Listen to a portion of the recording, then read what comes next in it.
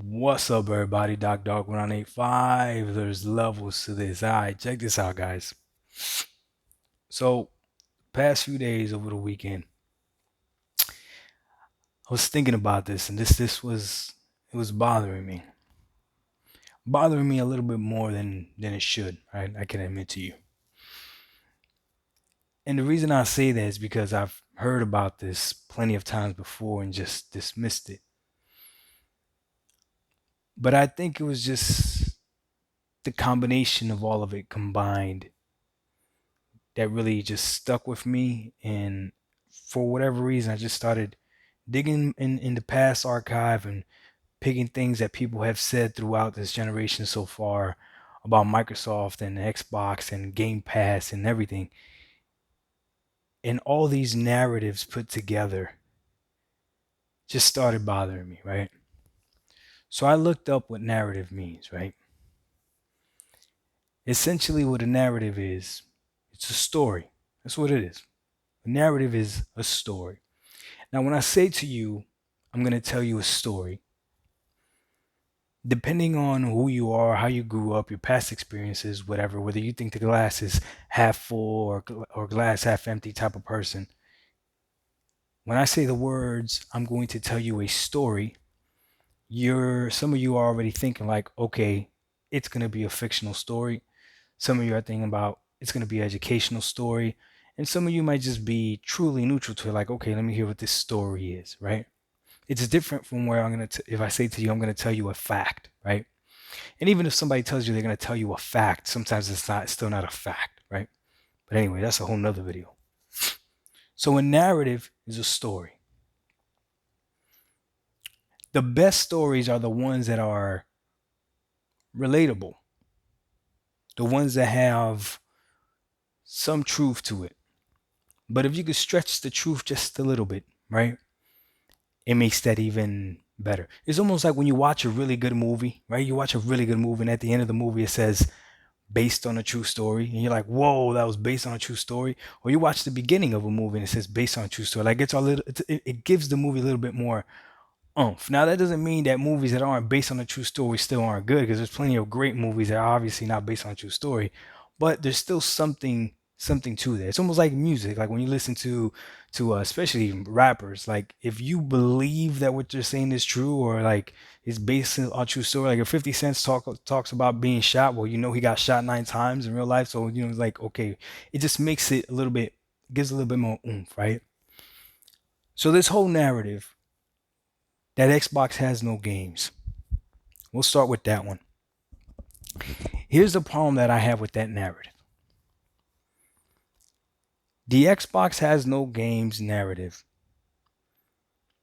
is not saying that the Xbox Series X has no games, that the Xbox Series S has no games. It's literally Xbox has no games. So that means this narrative has been running from before these systems came out. Okay.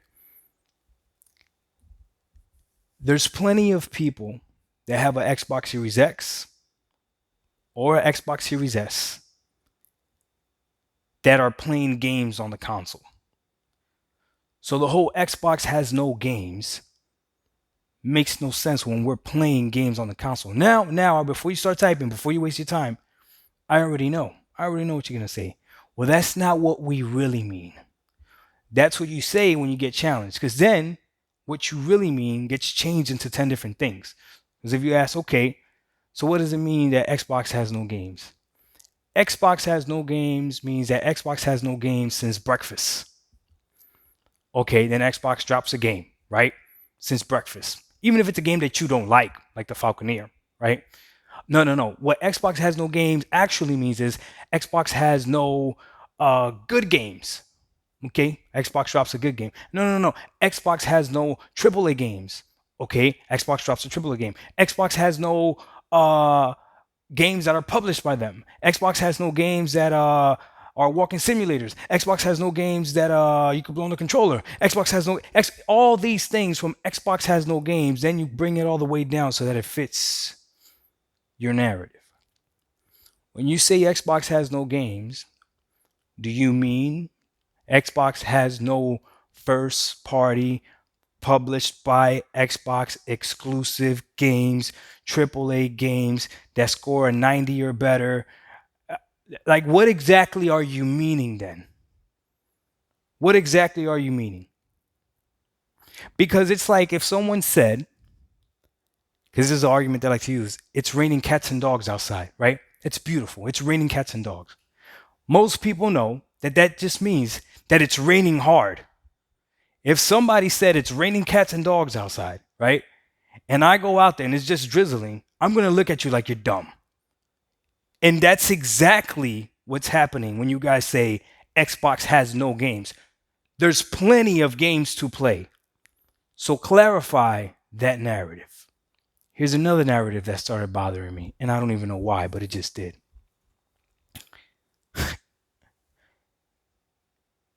You're not a gamer if you have a low gamer score. You're not a gamer if you have low XP. Now, for those of you that me and you go back and forth when we joke around, you already know who you are. It is what it is. It's all love, right? But some people really take this serious. Some people really believe that a person's gamer score determines whether or not they're a gamer. And this is a perfect example. My gamer score last month for Xbox was way better than it is this month, because this month I started playing Psychonauts, the very first one on Xbox Game Pass. And guess what? You get no score for that. Now, there's no way for me to prove to you that I'm actually playing this game unless you follow me on Twitch and you watch me play it live, right? Which you can go and you can see how many days I've actually played it. But if I didn't have a Twitch, which a lot of people don't like to game that way. A lot of people don't feel like proving to you that they're a gamer, right? You wouldn't even know. Some people are such gamers that they have multiple systems. So someone might be playing on PC. You're not going to be able to look up their Xbox gamer score or the PSN gamer score. Some people might play more on PlayStation, so they're going to have a low Xbox score. Some people play more on Xbox, they're going to have a low PSN score. Some people have switched this generation, so it makes sense for them to have a low gamer score. And people still don't acknowledge it. And then this is the one that's most disrespectful about this narrative. There's plenty of people out there, especially old heads, that have been gaming way before gamer scores were even a thing. Then now they're not even acknowledged because their gamer score is not up to par, up to whatever it is you deem it is. So because your gamer score is low, you are now considered not a gamer. Again, which is ridiculous. People believe that they're more of a gamer than someone that plays in an esport and gets paid to play video games, because those people probably have low gamer scores if they're only playing one game. The person that's playing esports for Call of Duty or whatever, they're putting all their time into that. And you literally think that you're a bigger gamer than the person that's getting paid professionally to game. That's literally insanity, but that's the narrative. I hear it all the time in debates and podcasts and everything. As soon as the person is losing the argument, tell me what your PSN account is. Tell me what your Xbox account is. When you hear that, listen, I'm telling you right now, when you're on a podcast and you hear that, that means that person has conceded, and yes, the other person just won the argument. Give me your gamer tag. Let me see what your gamer score. As soon as you hear that, that's it. It's not about the topic anymore. Now it's about the person. So even though this person might have been saying everything true, somebody could have been saying, let's see, the way the joysticks are on the Xbox Series X versus the PS5 controller are different. If the person didn't like that, but well, what's your gamer score? Let me see. Well, why should we listen to you? It doesn't matter. It doesn't matter. The fact is the fact, right? But again, they try to tear you down if you have a low gamer score and pretend like they're a higher gamer because they have a higher gamer score. And this has been proven time and time again. Different games, depending on what game you play, you can boost up your high gamer score playing little BS games. Or you could just play one game that you really like, but put more time into playing that game, and then you don't count as a gamer. So that to me is insane. But again, that's a narrative. That's a story. So there is some truth to that.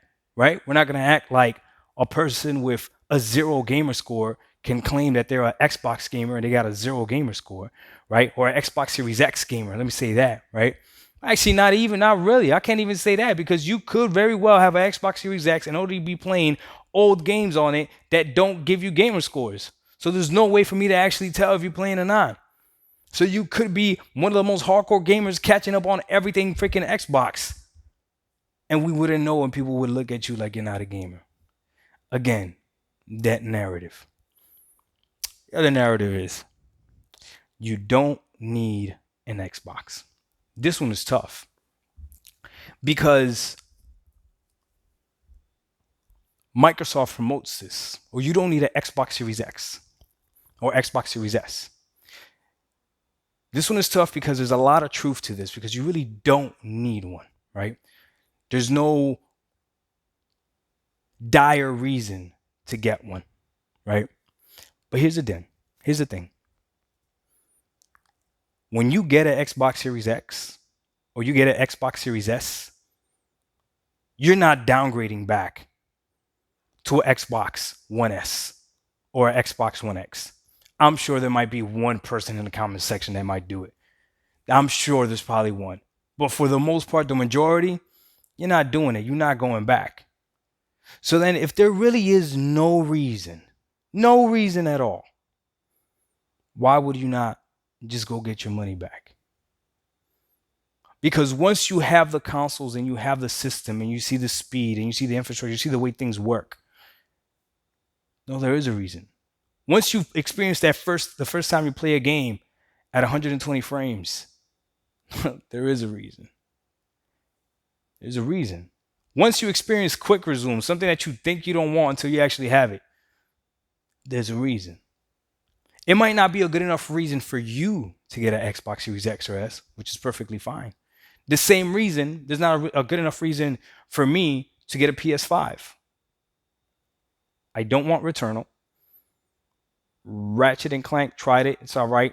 So my son has a PS5. Don't want it. And there's nothing in that lineup right now that I want right now, today. I'm not even gonna cap with you. I'm not a Wolverine fan. Not like that. Not to the point where I'm getting excited and starting Twitter spaces over a CGI trailer of a character that, I mean, we know what Wolverine is, right? Like I'm not excited about it. I'm sure in the future I will get a PS5, but as of right now, no, I don't need one, right? But the whole narrative that there's no need for an Xbox, some truth to that. Same way that I could say there's no need for a PS5 unless you're really keen to those few exclusives that are on there. That's it. If you don't, those aren't the type of games that you play, then there's no need for it. You can't say I'm wrong because you know I'm not. The whole narrative that you're not a gamer unless you have a high enough gamer score, that's plainly wrong. Gamer score is one metric that can be very flawed and manipulated. And if you are a true gamer, you know this. If you are a true gamer, you know this. Okay? What else? What was the other one? The Xbox has no games. Boy, people with Xbox and Game Pass are playing games like crazy.